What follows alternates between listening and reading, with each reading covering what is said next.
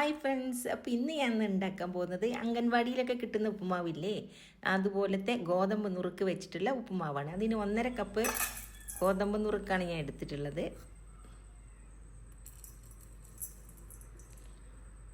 ഇനി ഇതിലേക്ക് വെള്ളം ഒഴിച്ച് നമുക്ക് കുറച്ച് നേരം കുതിർത്താൻ വെക്കാം കേട്ടോ.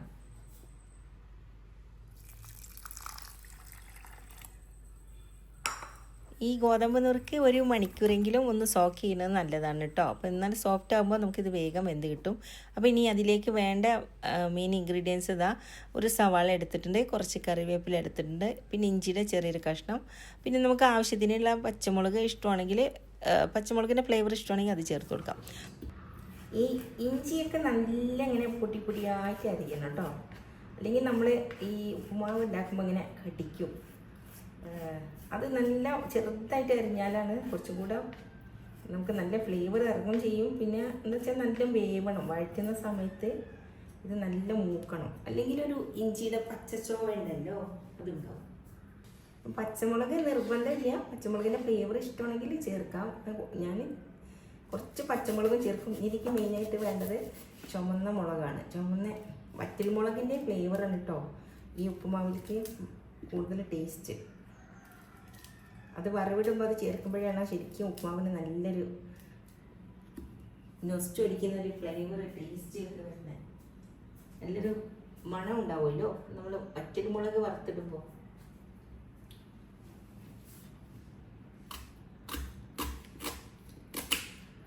സവാള ഇത്തിരി സ്ക്വയർ പീസായിട്ട് ഇടുന്ന നല്ലത്. ഇതിപ്പോൾ നമ്മൾ 1.5 കപ്പ് ഗോതമ്പ്, നുറുക്ക് ഗോതമ്പ് ഇല്ലേ, ഉപ്പുമാവിനൊക്കെ എടുക്കുന്ന ആ നുറുക്ക് ഗോതമ്പാണ് എടുത്തിട്ടുള്ളത് കേട്ടോ. ഇത്തിരി ബ്രൗൺ കളറുള്ളത്. കാരണം ഞാൻ പറഞ്ഞല്ലോ, എനിക്ക് ആ ഒരു ഉപ്പുമാവ് നമ്മുടെ കുട്ടിക്കാലത്ത് കഴിച്ച ഉപ്പുമാവിൻ്റെ അതേ ആ ഒരു ടേസ്റ്റാണ് ഇഷ്ടം. അപ്പോൾ അതുപോലെ ആ രീതിയിൽ തന്നെയാണ് വെക്കുന്നത്. കൂടുതൽ ഒണീനൊക്കെ ഇട്ടിട്ടുണ്ടെങ്കിൽ നമുക്ക് അതിൻ്റെ കൂടുതൽ ഫ്ലേവർ വരും. അപ്പോൾ അത്ര ഇടേണ്ട ആവശ്യമില്ല, കുറച്ച് എടുത്താൽ മതി. അപ്പം നമുക്ക് ഉപ്പുമാവിലേക്ക് ഇതാ വേണ്ടത് സവാള ഞാൻ പൊടിയായിട്ട് അരിഞ്ഞ് വെച്ചിട്ടുണ്ട്. പൊടിയായിട്ടല്ല, ഇങ്ങനെ ഒരു സ്ക്വയർ പീസായിട്ട്. പിന്നെ പൊടിയായിട്ട് അരിഞ്ഞിട്ടുള്ള ഇഞ്ചിയാണ്. പിന്നെ കറിവേപ്പില ഞാൻ ഇത്തിരി കൂടുതൽ എടുക്കുന്ന ആളാണ്. കറിവേപ്പില എനിക്ക് ഒത്തിരി ഇഷ്ടം കേട്ടോ. പിന്നെ വറ്റൽമുളക് നല്ല ഫ്ലേവറിന്. പിന്നെ ആവശ്യത്തിനുള്ള പച്ചമുളക്, നമുക്ക് എത്ര എരിവ് വേണം അതിനനുസരിച്ചൊക്കെ ചേർത്ത് കൊടുക്കാം. അപ്പോൾ ഇനി നമുക്ക് കുക്കിങ്ങിലോട്ട് കിടക്കാം. അപ്പോൾ ഓൾറെഡി ഞാൻ ഈ ഗോതമ്പ് നുറുക്ക് കുറച്ച് സമയം വെള്ളത്തിലിട്ട് വെച്ചിട്ടുണ്ട്. അതൊരു നമുക്ക് കറക്റ്റ് അളവിന് വെള്ളം വേണമല്ലോ. അപ്പോൾ അതിനാദ്യം നമുക്കിതൊന്ന് വാർത്തെടുത്തിട്ട് നമുക്ക് അതിനുള്ള അനുസരിച്ചുള്ള വെള്ളം ചേർത്ത് കൊടുക്കാം. ഇത് ഞാനിപ്പോൾ 1.5 കപ്പ് ഗോതമ്പ് നുറുക്കാണ് എടുത്തിട്ടുള്ളത്. അപ്പോൾ ഞാനതിന് ഇരട്ടി വെള്ളം തന്നെയാണ് വെക്കുന്നത് കേട്ടോ. അതായത് 1.5 കപ്പിന് 3 കപ്പ് വെള്ളമാണ് വെക്കുന്നത്.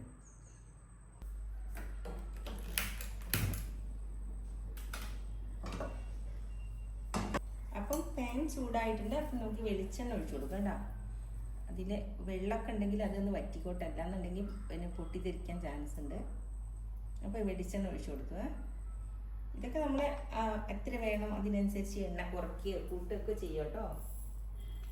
ഇനി ഇതാ കുറച്ച് കടുകിട്ട് കൊടുക്കാം.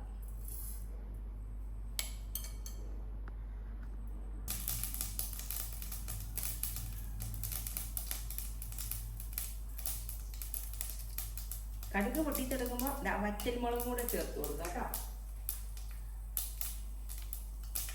വറ്റൽമുളകും കൂടെ ചേർത്ത് കൊടുക്കുന്നുണ്ട്. പിന്നെ നമുക്ക് കറിവേപ്പിലയും കൂടി ചേർത്ത് കൊടുക്കാം.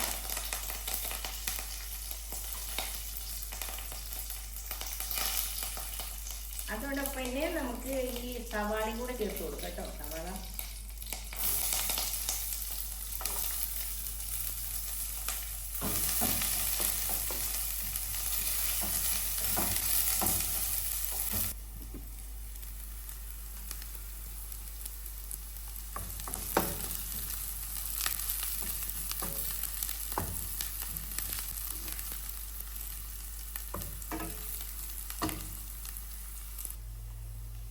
ഇതിലേക്ക് ഇതാ ഇഞ്ചി, പൊടിയായിട്ട് അരിഞ്ഞ ഇഞ്ചി കൂടെ ചേർത്ത് കൊടുക്കാം.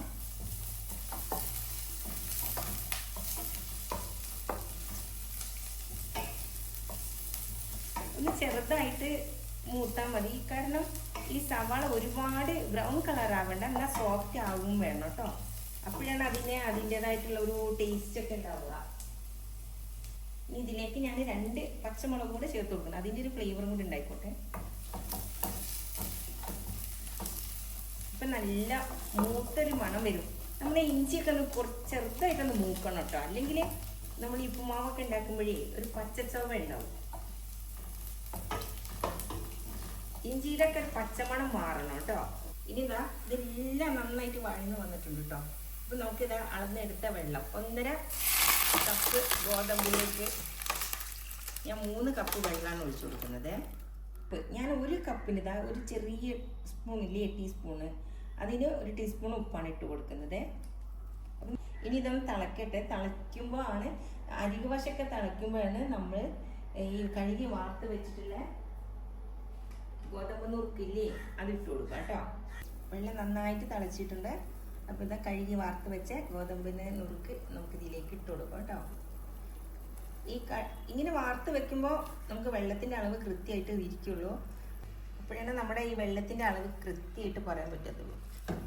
പിന്നെ ഇത് കുക്കറിലല്ല വെക്കുന്നത്, അതുകൊണ്ടാണ് ഞാൻ ഇരട്ടി വെള്ളം വെച്ചിട്ടുള്ളത്. അതായത് 1.5 കപ്പിന് 3 കപ്പ് വെള്ളം വെച്ചിട്ടുള്ളത്. നമ്മൾ കുക്കറിൽ വെക്കുമ്പോൾ വെള്ളമൊക്കെ കുറച്ചിട്ട് വേണം വെക്കാൻ. ഇത് ഡയറക്റ്റ് ഇങ്ങനെ സ്റ്റൗവിൽ കിടന്ന് വേവുന്നതാണ് എനിക്ക് ഇത്തിരി ഇഷ്ടം. അപ്പം നമുക്കിത് 15 മിനിറ്റ് ഒന്ന് അടച്ച് വെച്ച് വേവിക്കാം കേട്ടോ.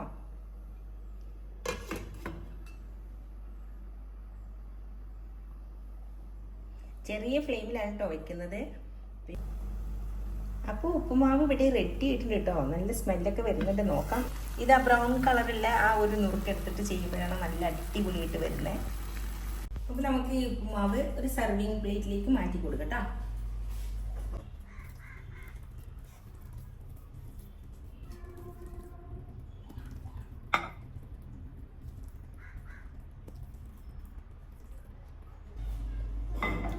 പിന്നെ എൻ്റെ ഫേവറേറ്റ് എന്ന് ഞാൻ പറയുന്നത് ഇവിടെ റെഡി ആയിട്ടുണ്ട് കേട്ടോ.